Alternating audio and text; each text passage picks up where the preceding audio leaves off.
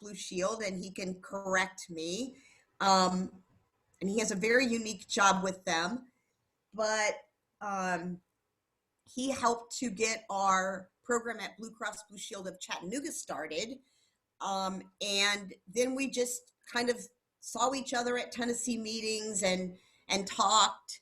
But one of the things that makes Nave so unique is that he told me that he loves podcasts and found that there really weren't any podcasts for people with or about people with disabilities. And so he said, heck, I'll start one. And so I've been following his podcast. In fact, the other day I just listened to the young man from Special Olympics.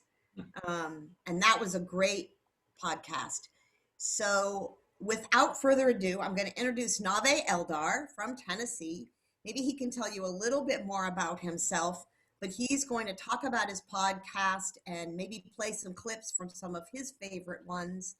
And then I'm going to encourage all of you to follow it, because I think for me, we in Project Search are so used to, when we think about people with disabilities, we think about our interns and the challenges that they bring to the table. And then, our mode is how can we help them get employment, right? That's what we want to think about. But Nave has really opened me up to people with all kinds of disabilities that he's thinking about in his podcast, people that work with those that are blind and that have really unusual, maybe that's not PC, but kind of different medical challenges that I'd never even heard of before. Right. And did one on Special Olympics and just some sports things, which I think Nave is super big into sports. So that's probably exciting for him. So anyway, without further ado, Nave Eldar, he's from Tennessee, and he's going to take it from here. It is nice to meet everybody. And you should know that I'm actually originally from Ohio. So as you know, Ohio and Michigan are great friends in every way possible. And always enjoy, I work with a few people from Michigan, so we always enjoy ribbing each other when it comes to sports.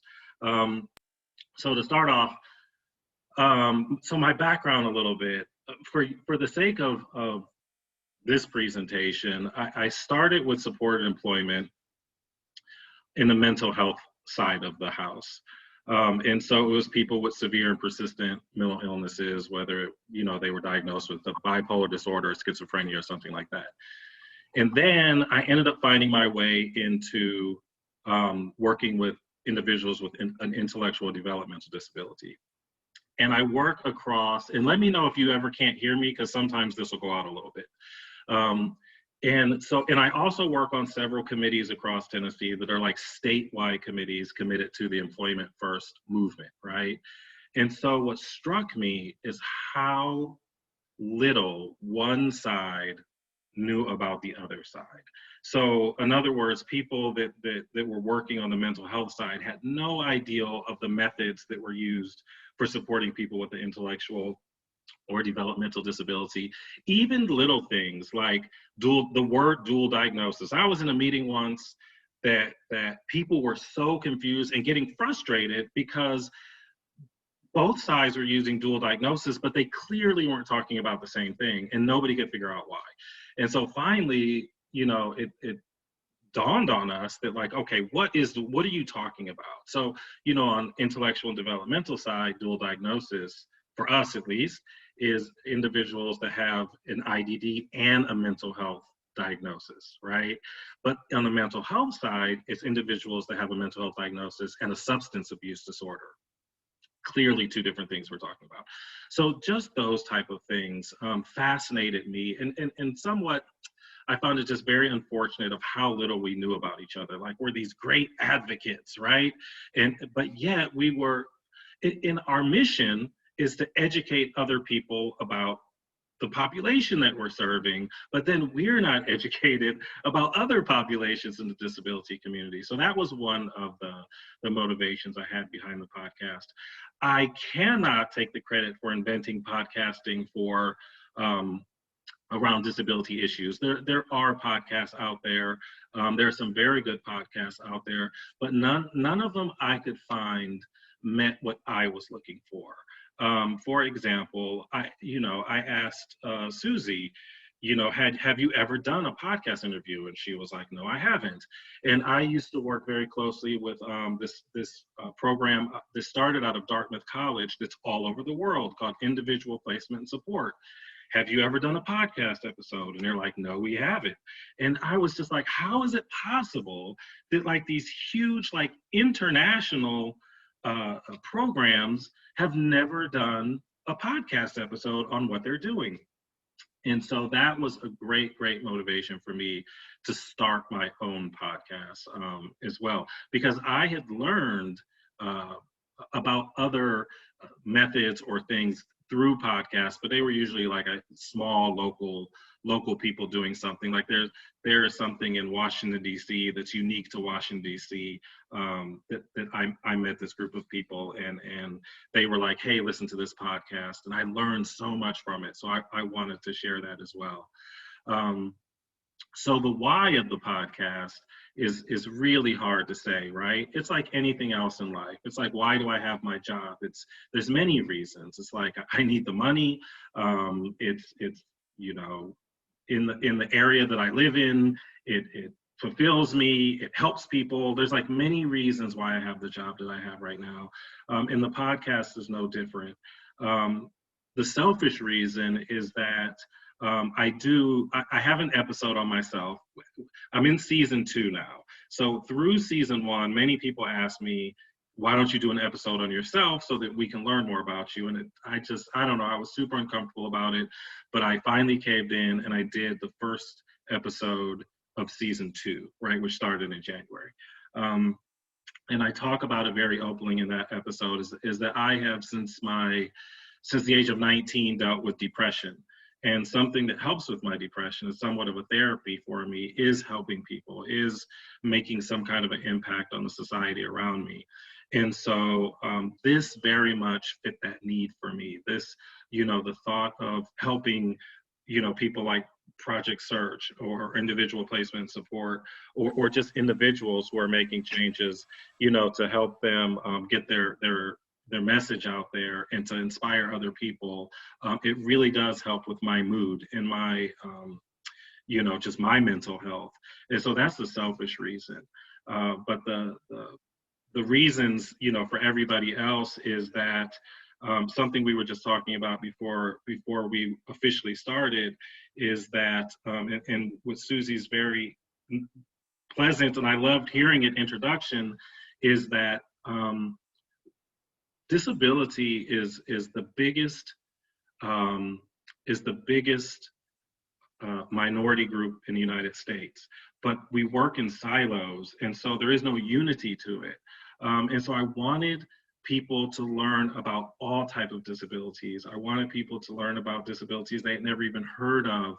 And then hopefully even inspire people to work together and work across the aisles. And one great example of that is I'm going to get to this a little bit later, because for you, I'm going to recommend some episodes to you, is I interviewed the head of the program at why am I blanking on the school, which is a shame.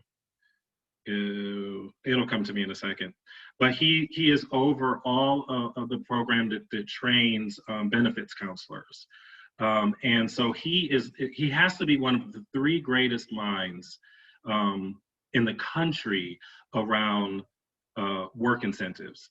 And so he gives a great podcast where I, who have been working in the field, learned so much from this, like 45, 50 minutes that we talked. But one of the questions I had for him is, I don't know if you're aware, but people that are diagnosed with blindness, they have completely different benefits than everybody else. And they're better benefits than everybody else. And I asked him, why is that? Like, what was the logic behind it? And he very bluntly said, there is no logic behind it. The reason it happened is because that community had very strong advocates that were speaking for them, that were lobbying for them. And so I was saying to myself, if all of the disability community would lobby together, imagine, you know, what they could get accomplished instead of doing it separately. And so, you know, that's one of the reasons I want to do it. I want to give a platform for people to speak. I want to educate, like I said, as many people as possible on best practices, on you know, different kind of disorders, on just different stories. Another thing I want to do is I want to inspire people to know that you don't have to be, you know, Einstein to really make a huge impact in the world, right? I'm sure when Susie started, she didn't think that this was going to become what it became, right? She's like, I'm just trying to help this, you know, this population right here in this school system. And the next thing you know, it's something all across the world.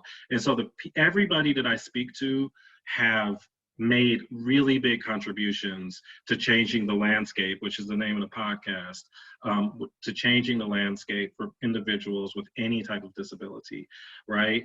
But they're all just people, right? And so in every one of my interviews, I also want to expose the human side of the people that I'm speaking to. That yes, this may be a VP of ESPN that I'm speaking to, but he's like just a guy, like I'm just a guy, and like you're, you know, and so I want people to feel like, you know, I have an ideal for something, and why am I not doing it? Why am I not pursuing that if it's going to improve the lives of other people? So that was one of my motivations for it.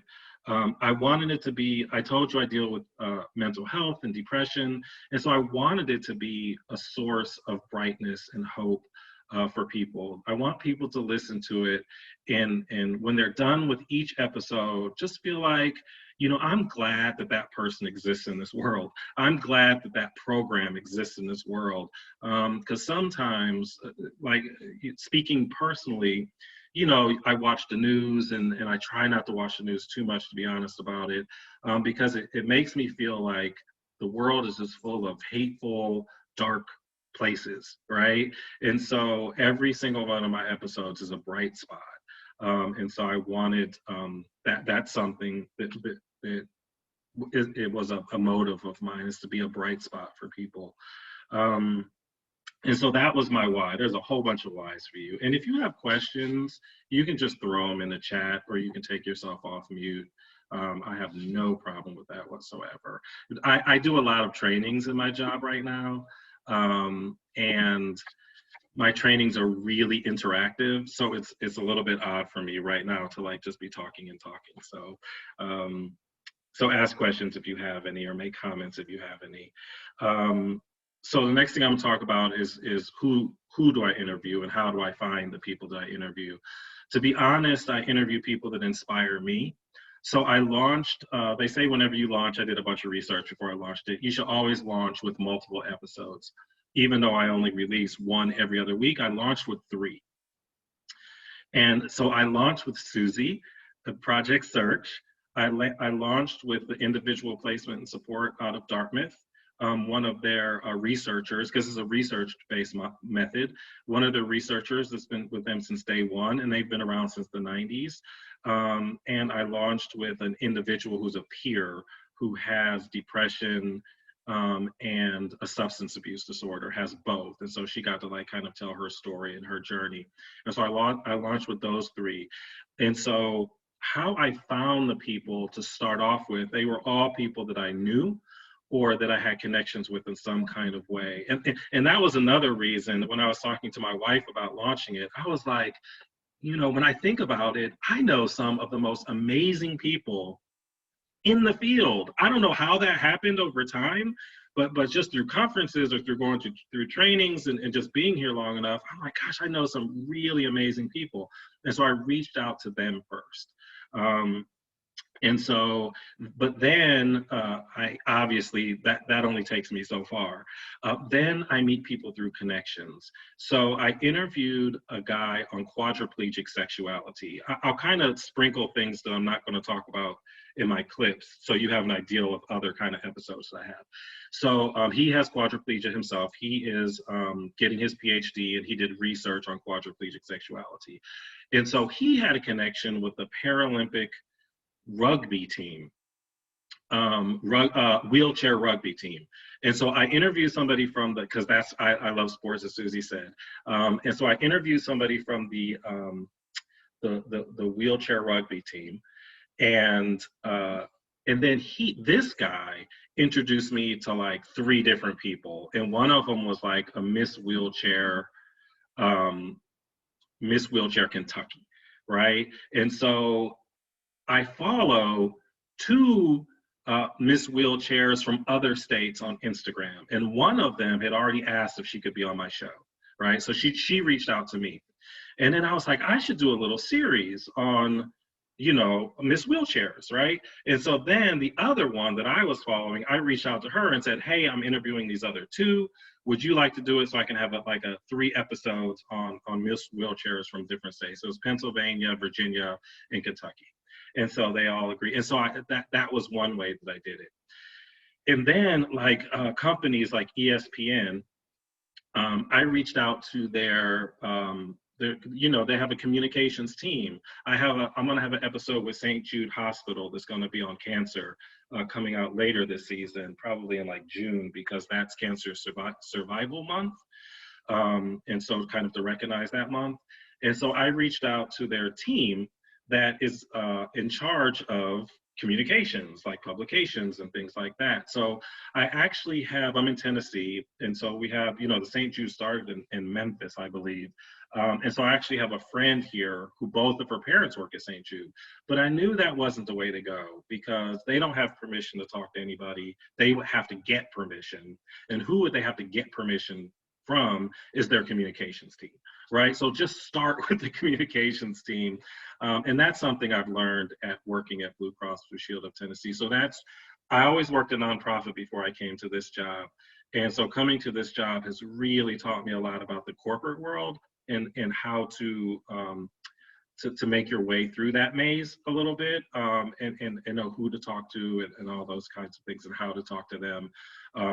And like Susie said, it's a great topic because companies want to show that they are inclusive, period, inclusive of all people. But one great way to show that is to show that they're inclusive to individuals with disabilities. And so a lot of times it's a great opportunity for them to highlight their company and say, hey, look what we did. It's kind of like a badge of honor for them that they can brag about. And then social media, I already talked about a little bit. I have a few guests I met that have like huge. I have one lady who has albinism, and albinism by itself is not a disability, but oftentimes it causes vision impairment, which it does in her. And she has like over 300,000 followers on social media, which is ridiculous. I mean, I don't know how you can have that many followers, but she does. And so I reached out to her through social media. She took a look at the show and liked it, and then she came on to do it. So those are kind of the different ways. I have several different ways that I get to the people. And how I decide. So this season particularly, I looked back on season 1, and I realized that I wasn't as diverse as I wanted to be. I want to be to expose people to as many things as possible. And I found that I did. The number 1 disability in the United States are mobility disabilities. So it's, paraplegia, quadriplegia, if you're missing, an amputee. So all those are lumped under mobility disabilities. And that's the number 1 disability. So it kind of makes sense statistically that was like a lot of my episodes were with people. Like I said, just from what you heard, I did 4 episodes. I did quadriplegic sexuality, and I did 5 that I mentioned to you already. I did quadriplegic sexuality, 3 different episodes with Miss Wheelchair winners, and then I did an episode with the paraplegic wheelchair rugby team, right? So that's 5 episodes around mobility, and I was like, I need to expand more. And so this year is really a strong effort of mine to bring in less known disabilities or less talked about disabilities like albinism and limb difference and things like that. And so that's been a big focus of mine for this year. And then, so what impact do I hope to make? I think it depends on you. Like for you, like the people sitting listening to this right now, I want to give you tools that will help you in your job. I want to give you motivation. I want to give you the starting to like think outside of the box. I want to, so many people that you'll find, and something I'm very proud of, is many people that I interview have a disability. So one example is I did an episode on post-secondary education for people with intellectual disabilities.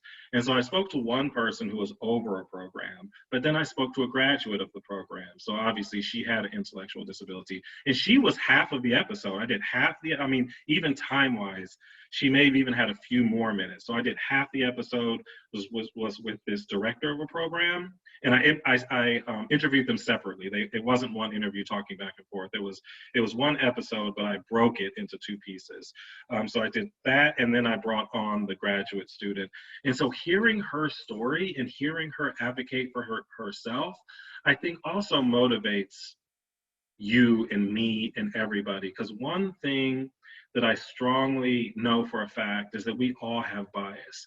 No matter what we think and no matter how we feel, we have bias, even for the people that we advocate for.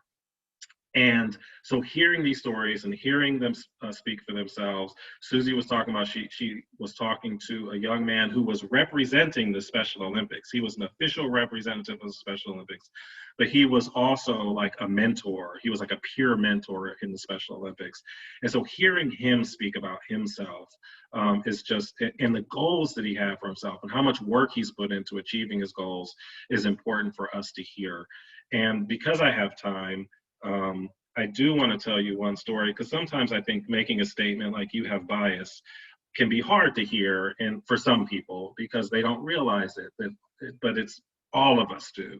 But I used to be the director of a support employment program, and we won from NAMI. NAMI is the National Association for the Mentally Ill. So we won an award for NAMI for Program of the Year.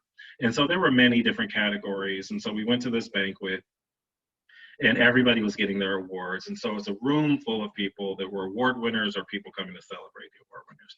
And so there was one person who won Advocate of the Year. He was a doctor. And so he got to give a speech. I didn't get to give a speech. They just threw the trophy at me and told me to get off the stage. So, but he got to give a speech. And he got up and he said, the first thing he said is, I want everybody in this room to know that you have bias against mental illness. And so we were offended. Just to be honest, I mean, we're award winners, right? We're like, what are you talking about? Like, I just won an award for all the wonderful work that I do. And so he said, let me give you an example. He said, I have a granddaughter who tried to commit suicide last year, and she went into the psychiatric hospital because of that. He said, when I went to work the next day, how many people do you think I told my granddaughter's in the psychiatric hospital? And everybody sitting there knew you didn't tell anybody. Right? And he said, if my granddaughter had broken her arms and legs on a ski trip, how many people do you think I would have told my granddaughter's in the hospital for having an accident skiing? And we knew he would have told everybody, right? And that is nothing but bias. And so it hit us that if my mom has passed now, but if my mom had a psychotic break, I would not be on Facebook saying, please keep my mom in her thoughts. She had a psychotic break. But if she was getting chemo treatment, I would be like, keep my mom in. I mean, and that just goes to show that we have bias, right? And so, just all that to say that part of this podcast and part of letting the vast majority of people I interview have a disability speak for themselves is to help us keep us focused on the work that we're doing and having being aspirational. I like this word when I'm talking, when I'm training people. Right now, I train people around support employment services or employment services in general. I tell them you have to be aspirational. Like you have to reach, you have to stretch, you have to be more aspirational than that person is a lot of times. Because many times, as you know, they'll settle for anything because that's kind of like what they've been programmed to do. Just like kids who live in the country, because I live out in the country, don't feel like they need to go to medical school, right? Because they've been programmed to think, I'm not going to medical school, right? Like nobody in my family has been to college. Why am I going to medical school? And so all of us have been programmed to a certain extent to things. And so a lot of times, as you know, with this population, they don't have the greatest of aspirations for themselves. And so but somebody believing in you and pushing you is something that all of us have experienced and appreciated. So that's something that I hope that you get from listening to the different people on the podcast. Another thing is how many similarities. Something that surprised me right out of the box was there are, I always thought that people that had disabilities that weren't cognitively impactful, like schizophrenia impacts your many things cognitively, right?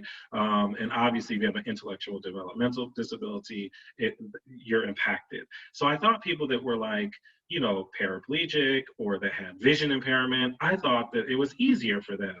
And I've been shocked at, the low self-esteem, the barriers that they meet, the low employment rates that they have is just astonishing to me. And then hearing their stories, and I'm actually going to play a clip from one individual later on in a minute. I need to hurry up and get to that.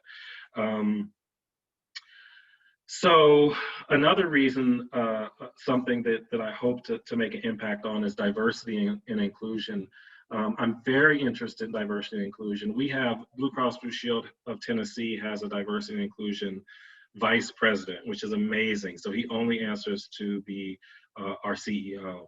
And so I straight up met with him. He's in Chattanooga. I'm in Nashville. I'm in our headquarters in Chattanooga, so I'm actually there a lot pre-pandemic. And I asked for a meeting with him. He was like, sure. He didn't know who I was. Of course, I had to arrange it through his administrative assistant, and we met for coffee. And I told him, I said, I have a great interest in diversity and inclusion. I think that disability fits into diversity and inclusion. And so he's become like a great mentor to me since then. And so something that I want to do, I do want to impact when I'm interviewing companies. I'm hoping other companies will hear these podcasts and realize that diversity and inclusion is more than just about gender and race, which is basically what they talk about most of the time and what most initiatives are around, but it's about far more than that. And let's see, source of education, and I want to bring equity. Equity is to be fair and impartial. Again, when you hear individuals with disabilities speaking, one thing that they hate is pity, and the last thing that they want is charity. But what they do want and expect is fairness and to be impartial, right? So if you are hiring somebody, I want you to be fair and I want you to be impartial when you're looking at me, and don't look at me and say I have a disability, therefore you can't do something. And even when it comes to accessibility, like accessibility isn't something that I should have to ask for. Like everybody has access to your building, and so it's only fair that I have access to your building, right? It's not something special I'm asking for. I'm not asking you to like have a band play when I walk into your building. I just want to be able to get into your building, so I want to bring about fairness and impartial, and to be impartial. What's next? So what's next for the podcast, like I said, for this year is to be as diverse as possible. And I am going to pull up, like I said, this is March, and I actually have my podcast pulled up. I know you can't see it, but this year I have interviewed I've had interviews that talked about albinism, disability work incentives. I interviewed my first international guest, which is from Brazil, and that's something else that I meant by diversity is I did all Americans. So my guest was from Brazil. My guest coming up is from England. I had an episode on cystic hygroma. This young lady has a feeding tube, and she uses a feeding tube, and she has a vent that she has to breathe through ever since she was born, because what it is it caused tiny cysts to grow in her head and neck. And she literally has millions and millions of cysts and so it goes down her throat. So she can't breathe or swallow. And so she has to breathe through her vent, and she has to eat through her tube. And so like these, like Susie said, these are disorders I had never heard of. And so I want to continue to like kind of bring this type of education to, to my listeners. I do occasionally have themes. Like I said, last year I only had two. I had a sports theme. One where I did like, I think it was 4 or 5 episodes. I did a Paralympic champion who's going to be in the Paralympics this summer again, going for like a bunch of gold medals. He's won 3 gold medals and 6 medals overall. I interviewed the Special Olympics. I interviewed ESPN about the relationship with the Special Olympics. And I'm sure I think I had some other, and I had a world champion. He's a blind world champion shot putter. So I did a segment on sports. And then I did a segment on, like I said, the wheelchair the wheelchair contestants who won in their states. What was interesting about that is they themselves were in the wheelchairs for different reasons. And so that was interesting to hear like the different, illnesses or disabilities that can put you in a wheelchair. Learned tons about that. So now I want to take the time to show you or let you listen to a few clips from the show, and I will set them up.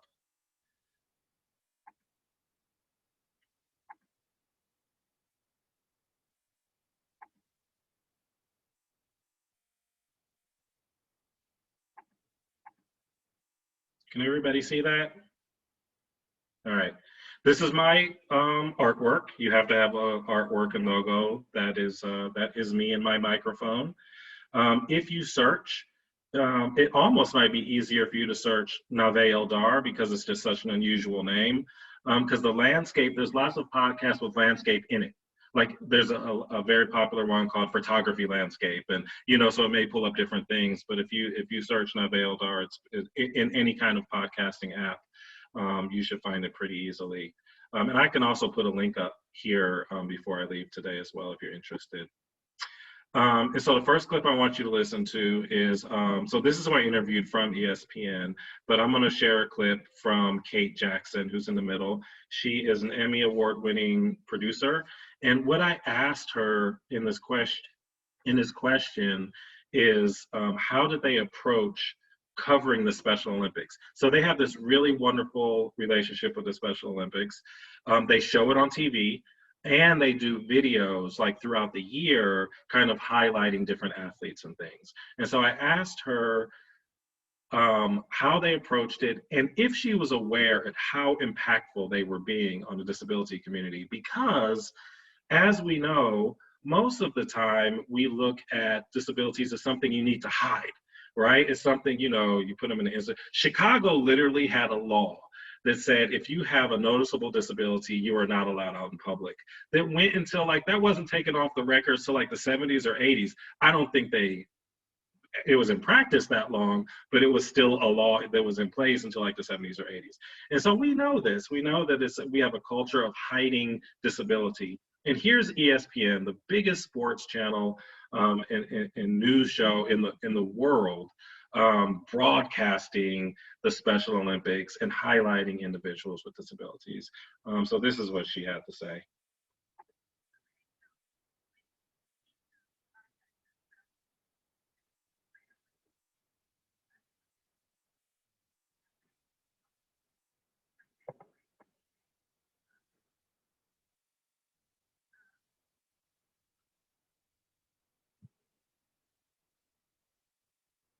Can you hear it? You cannot hear. Hold on. I said share. Hold on. I hit share sound, but I have to do it again. All right. Nod your heads if you hear it this time. Okay, so when they came to us as the production team and said, we have this great opportunity, Special Olympics, World Games, LA, Coliseum, great venue, great location, great opportunity. What should we do? I luckily had a great partner at the time. I still do, Bill Bennell. And Bill has a long history in the Olympics. And so he was also a great partner because he had a long history in covering an event like this. And that's what ESPN does. We looked at it and thought, oh, okay, it's the Special Olympics. So it's the Olympics for athletes with disabilities. Okay, so how do we cover the Olympics? I mean, that was the place that we started from. And what's most important? Okay, well, you certainly have to do the opening ceremony. That's like the coolest part. And that launches the week and all the activities, and that gets people excited. And okay, and then how are we going to cover the events? Like, what are the events that will be most easy to document and will resonate most, the sports that most people will understand and follow? And then we just sort of jumped in for there. Like, oh, if we did a highlight show, how many sports could we cover? How many cameras would we need? How many reporters do we need? And we just started to build. Okay, if we do 30 minutes a night, if we do an hour a night, if we set up a truck at swimming, if we set up a truck at track and field, what can that get us? And then it just, like when you're building a snowman, the snowball just gets bigger and bigger and bigger. In terms of did we understand what we were doing, I think the only answer is no.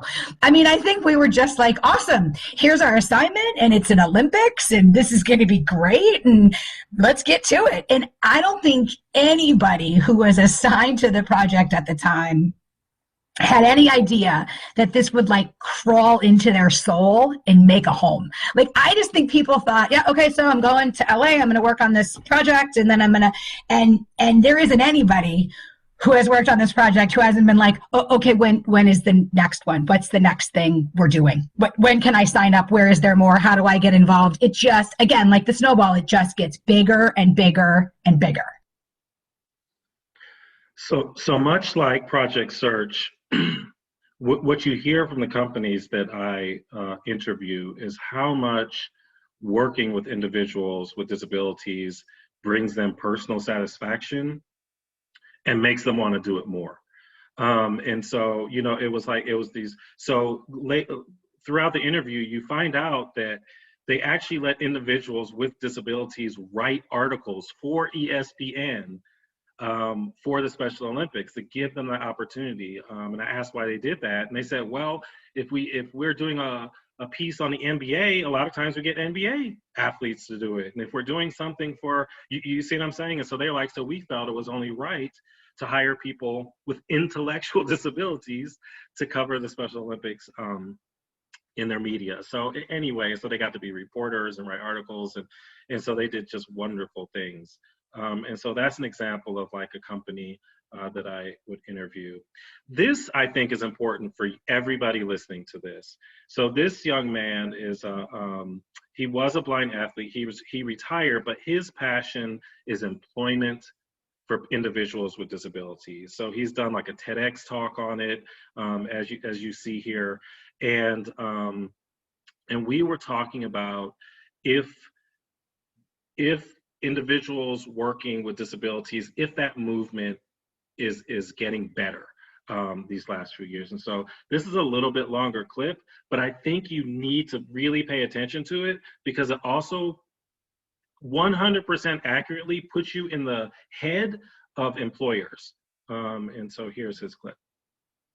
Yeah, it's a movement that unfortunately the needle has not moved on a lot in the past couple of decades. When you look at it from a figure standpoint, and looking specifically at the blindness community in the U.S., the unemployment rate has been about 70%, 70%, for about 3 decades now. It really hasn't changed a whole lot. I don't have the overall disability community figures off the top of my head, but I would imagine it's pretty similar.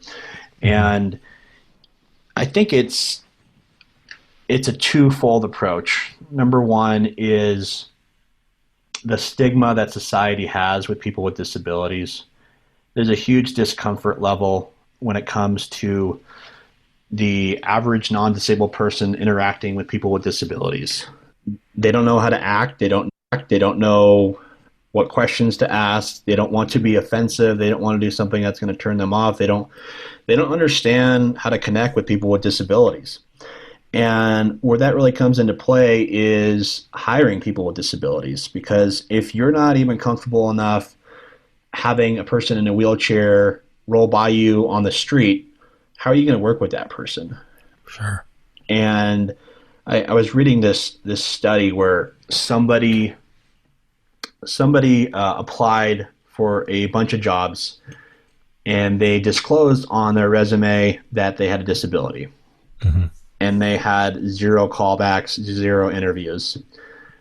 And then they submitted the same resume, same amount of times for the similar jobs. And what do you know? And they did not disclose on there. And what do you know? Right. They received many more callbacks. Mm-hmm. And it's tough because we have these laws where you cannot discriminate against somebody in the workplace or in the hiring process because of a disability. But those figures that I mentioned, whether they're true research or anecdotally, those point to an issue of things going on in people's mind that we cannot measure, backdoor decisions that are being made of, we have 5 people that are really solid candidates. This individual is blind, and I've never even talked to a person who's blind. Mm-hmm. They have a great resume, but I'm going to go with the other 4 people because those other 4 people are people I'm more comfortable around. Right. Now, again, we can't measure that, but if you look at those figures, I think it's almost undeniable that that's happening. And it's unfortunate because, number one, not only is it depriving people with disabilities of opportunities, but it's depriving workplaces with a unique viewpoint that they need to have. Mm-hmm. And it's we have this huge diversity and inclusion movement going on in the world. Right. And it seems like the disability community is still not fully included in that movement. Exactly. A lot of times you think of disability and or diversity and inclusion, it's more of a focus on race and gender equity. Mm-hmm. And there's not really a seat at the table for people with disabilities. I think it's getting better. I think that awareness is improving, but we're not there yet. And it's going to start with people taking chances, because we need those voices when it comes to diversity. When the disability community is the biggest minority group in the country, yet they're not sitting at the table voicing the opinions of the disability community, that's a problem. It's a problem for those people with disabilities who are not getting hired. That's a problem for people running businesses who are not understanding a huge demographic that they could be more appealing to. And so, like I said, that is 100% impactful of our work. It's just a comfort level. It's a, understanding that, people aren't going to just out and out break the law, but it's like these backdoor decisions that they're making. And we just there's something we have to be realistic about and how we approach finding people work. Like I talked about IPS, and one of the benefits I had from working in different fields is that I was able to bring both best practices from both sides into my work. And so Dartmouth has developed this method of job development called 3 Cups of Tea that is hands down the best way of job developing I've ever seen when it comes to outcomes. And so that's something that I train on the intellectual and developmental side of the house now, and they're like, it's a game changer. They're like, Nave, this is unbelievable, this method. I got permission from IPS to do it. They even let me have their book about it when I'm training that I give out for free. And so it's learning from each other and understanding, so we can improve. If we all learn from each other and have better understanding, we'll have better outcomes. And so another thing I told you I like to do is to humanize. I want people to know, like, who are we? Who are you talking with? And so after Susie's episode came out, I had several comments about how much they enjoyed learning a little bit about her. So what she's about to talk about, I asked her, what kind of a young woman were you? I was just curious, like, you know, she's such a ball of energy. I was like, who's young Susie? And so this was her answer. I think one of the defining parts of my young career, actually in high school, I wanted to join a club at my school that did service to the community. And there was an announcement on the PA system that if you wanted to join this program, you could come to Mr. Truxell's room. Mm-hmm. So I went up there and he said, what are you doing here? And I said, I want to join Key Club. And he goes, well, you can't. And I said, well, why not? And he goes, you're a girl. And I'm like, wow. Yeah. He goes, well, this club's only for boys. I said, really? You're only going to let boys do community service and not girls? He said, well, it's prestigious. It's this, it's that. It's tradition. I said, wow. Okay. So I started my own service club called SKIP, Student Community Involvement Program. Uh-huh. And pretty soon we had more members than his damn Key Club. So there you go. And it was a mixed club. Of course it was a mixed club. You didn't create like a female version. No. You have to have guys too. It was exactly. Fun. It was fun. That is amazing. And then what drew you to this population? Or when did you start working with individuals with a disability? Well, actually, that same club, we started working at a state institution in Dayton, Ohio, who all of the young people were wards of the court, and they were very seriously disabled. Okay. And I couldn't begin to tell you stories of the young people. And keep in mind, please keep in mind, this was a long time ago. Okay. In the 1970s. But it made you shudder to think about some of the conditions, and the fact that they had nobody. They were wards of the court. I would go on Saturdays and you'd think, well, surely mom or dad's going to visit today. Mm-hmm. Or surely a grandma or grandpa's going to come. But they had no one. No one ever came to visit. No one ever came to feed them. So I had always wanted to be a teacher, mm-hmm. but now the focus changed. It's like, well, now I have to help people with disabilities because they had nobody. Oh. At least this population had nobody. Right. And so then I went into special ed. And that's how Susie went into special ed. And so I just love, she was a troublemaker from day one, right? Like she goes to this teacher and is like, what do you mean I can't be in this club? So she started her own. So she has a history of starting things that are not, that should be there that are not there. So I thought that was a great little insight to Susie.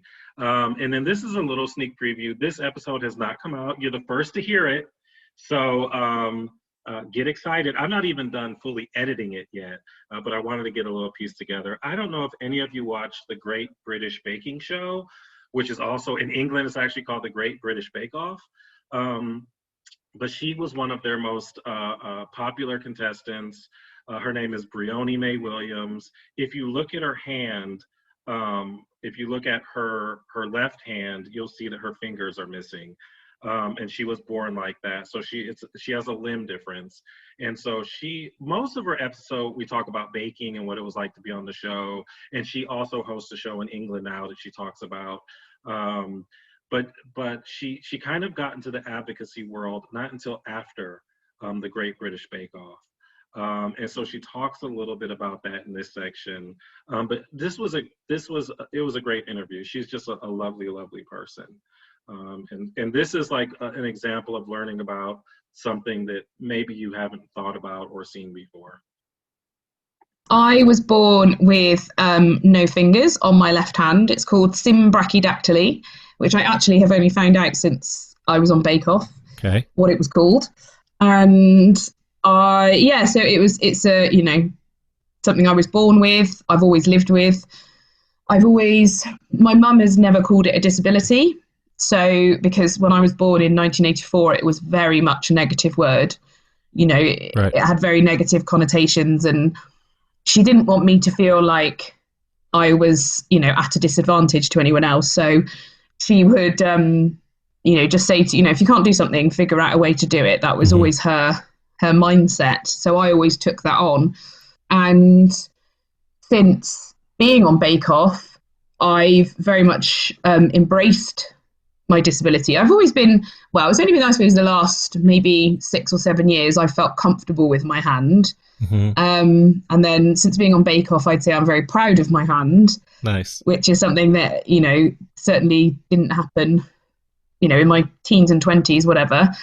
And yeah, and I'm really proud now that I can use my platform to hopefully reach out and help other people. I get some just lovely messages from parents of kids with hands like mine. Right. I've made some amazing connections. There's a little girl who's 4 or 5, I think she's 4, who I've chatted to and FaceTimed and stuff because she's struggling a bit with her hand, and her mum was a bit worried about her confidence. So we, had a lovely little chat, and that's what can make all the difference, being able to see someone, a grown up, who has been through it, and and especially doing something like Bake Off, which is a a very physically challenging environment, very fiddly. I think it's really important for there to be that positive representation out there, and that's something that Bake Off has done for me, which is amazing. And so those are just a few clips of, from the show to show different aspects, a company, Susie, who started a program, individuals, that are just kind of the impact that they're making. And I love many of my guests, especially that have a disability, are hoping that other people that have a similar disability or have kids with that disability can learn something, and again, just have more aspirations and see the full life that people can live. I talked to you a little bit about the woman with cystic hygroma who has a trach and a feeding tube. And she works full time. She has a business. She's married, and she fosters 4 kids. She's written a book. And so this woman, if you look at her, I'm gonna be honest with you, if you looked at her, you would be like, yeah, she probably is on SSI and doing nothing. You would never realize like the full rich life that she's living. And she's fostering kids because they were thinking about getting pregnant, and she has a feeding tube in her stomach. So she has a hole.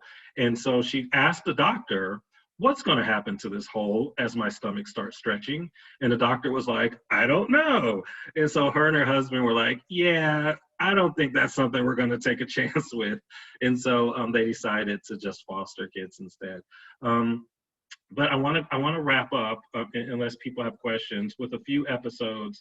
So this is kind of like a 60 minutes type show where there may be episodes that you really like, and there may be episodes you want to skip. And then you'll have those listeners. I have listeners that listen to every single episode just because they like learning and hearing different stories and things.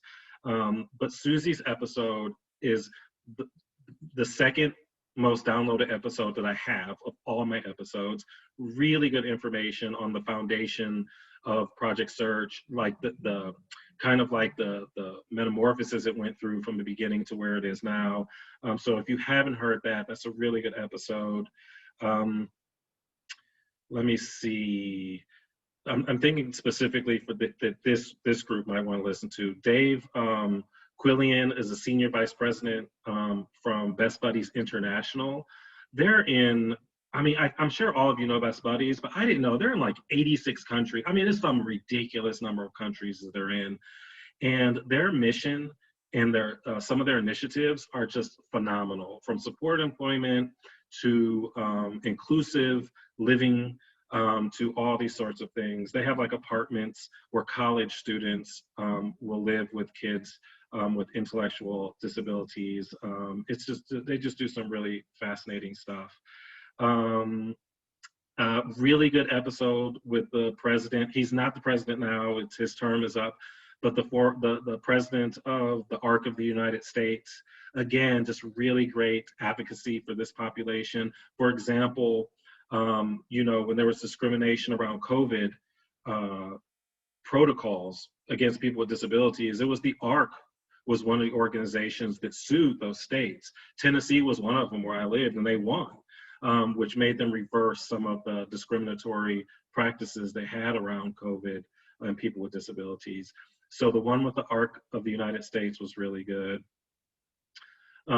Special Olympics, he's an individual that has a intellectual disability who's phenomenal. And so that's a really good one. I'm kind of scrolling. Inclusive Higher Education is an excellent episode. Their outcomes are like 80% of people who graduate from their programs are employed right now. So that's a really good episode. One I think should be mandatory for people. Cornell University. I'm sorry I couldn't think of it earlier, but his name is Raymond from Cornell University. He is a lawyer. He has been advocating for people with disabilities in Washington, D.C. and from Cornell like his entire career. He is an amazingly caring individual. And like I said, he has to be one of the top 3 minds in the country when it comes around incentives to work. And I think everybody who is thinking about working and has a disability or supports people with disabilities, I think they need to hear that episode. And so those are the ones that pertain specifically to you. And then other ones are kind of like all over the place, like some of the examples you heard.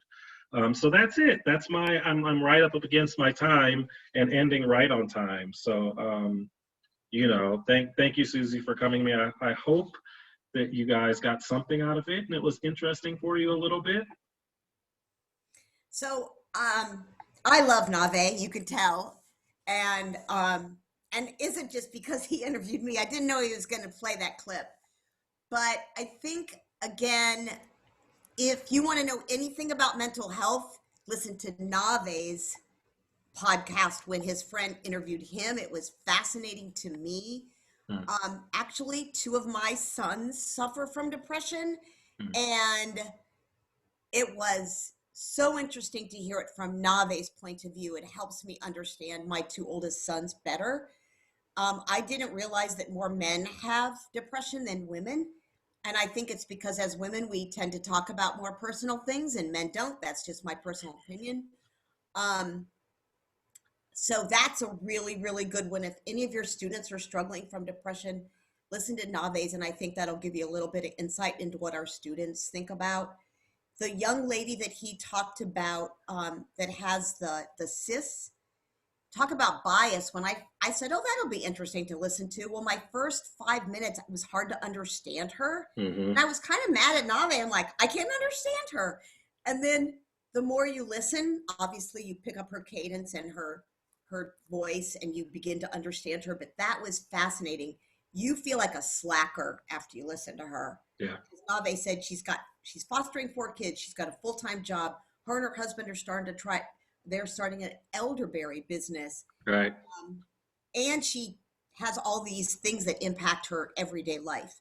Yeah. So I think for me, it's certainly inspiring, but it helps me to understand people with different disabilities better. And we are siloed, even though we think we're not, because we think we, do autism and IDD and all this kind of stuff, but we're really very siloed. And it's helped me to kind of open up my head a little bit to other kinds of folks with disabilities. So listen to Nave's podcast. If you walk or run at all, it's the perfect time slot to do a little walk and listen to a podcast at the same time. Yeah, they're usually around 45 minutes to an hour. I had a question and I wanted to address one thing. So the woman with the cysts, she had surgery to remove some of them, and that surgery left her where she cannot close her mouth and she can't close her eyes all the way. And so she has this really kind of contorted face. And so my wife said, it was difficult to look at her. It made her uncomfortable at first. And so I post pictures of her on social media like I do for everybody else that I'm promoting for their episode 4. And my wife was like, after about 3 or 4 days, it was just like, oh, there she is. There's, Nave's guest. Like it became normal to her, which again is one of the points of the show, which is like disability is normal, right? And we shouldn't like be cringing or like the one speaker said, somebody with a wheelchair goes by and you feel uncomfortable, like you shouldn't. Like it should be something normal. But one person asked, has anybody reached out to me because they heard the podcast? And the answer is absolutely yes. I have had probably 3 or 4 guests that I've interviewed that have found me and was like, I really like your show. This is what I do. This is the work. This is they understand that the show is for people to have a big reach. This is the reach that I have. And if they meet a need that I have as well, then I bring them on the show. So yeah, that's been really cool too, to have people reach out like that. So I'm a minute over, Susie, I'm sorry. That's all right. So thank you, Nave. Really, really appreciated you coming on to our Michigan meeting, and glad that you guys all got to hear him. And I hope you check out some of his podcasts. And we will take a 9-minute break and come back in a few minutes for our last speaker of the day, who is Deb Russell. She used to work at Walgreens when Walgreens started a huge initiative to include people with disabilities into their workforce. And now she has her own company, and she's going to have some strategies and techniques for us as we leave today to think about how to work with employers. So anyway, thanks, Nave. Really loved having you. All right, you get to go back to your life and your wife and your kids. Bye.